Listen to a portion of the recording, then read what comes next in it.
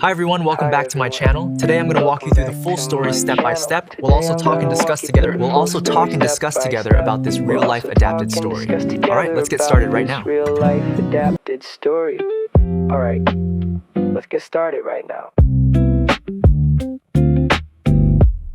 My golden child sister is demanding I give her my wedding venue, and my parents are on her side. Last week, my parents hosted a family BBQ, and in the middle of it, my sister announced her pregnancy. Everyone was happy for her, and during the celebration, she asked me in front of everyone if I would let her use my wedding venue for her wedding as she thought it was beautiful and cannot plan it herself right now. This wedding venue was one in which my fiancé and I are set to have our wedding in a few months, and the venue we have waited to be free for 3 years. Everyone expected me to say yes, but I firmly said that as much as I love her, she isn't having my venue. Well, she started crying and stormed off. As soon as she did, Nan told me that I was being selfish because she needed the venue more than I did. I tried to defend myself, and my mother said to me, "You waited 3 years? Would it have unalived you to wait a few more months? When has your sister ever asked you for something?" A few comments later, my fiancé got really mad at everyone, and we left before he absolutely tore them a new one. My sister later called me crying and said that it was unfair that I always get what I want, and that I could have done this one thing for her. My brother-in-law then called me and apologized for the inconvenience. He told me he had discussed it with my sister and she had told him she would not ask. He is properly mad at her now and warned me that my sister is blaming me for potentially ruining her marriage, when in reality, she has done this to herself. My father has sent me about 5 texts along the lines of,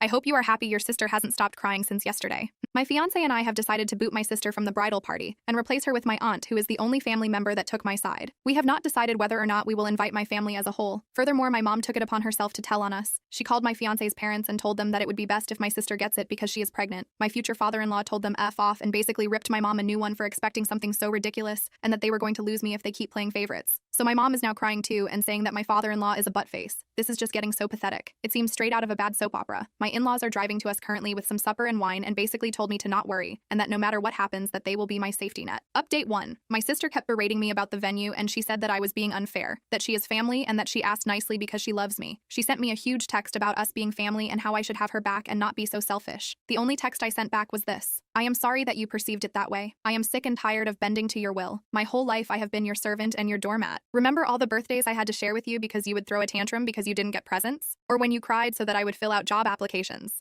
For you because you were literally too lazy to write your own CV? And mom supported you in doing that. But the thing that has hurt me most till now is when you ruined my graduation. Remember how you said it wasn't unfair I was getting the entire spotlight and you wanted in on the celebration? So you took it upon yourself to wear the most expensive dress our parents could buy you, how you made a cake for yourself and hung up balloons for yourself too, insisted to be included in every picture I took. I am done. I admit that I also spoiled you, but I will not any longer. If you want to marry so badly before your baby is born, then you could look at a different hotel that offers last-minute weddings. I have spent too much time planning my wedding to gift it to you. And if you want to ruin our relationship over this, then go ahead. I will sleep sound and safe knowing that it wasn't my fault." She only sent me a "wow, you must love me so very much," and blocked me. She unblocked me this morning to send me this: "Wedding planner. Hello dear, I got the message from your mother and will proceed with the rebooking of the venue on the spot. However, this will have extra costs as we have to change the names on the contract.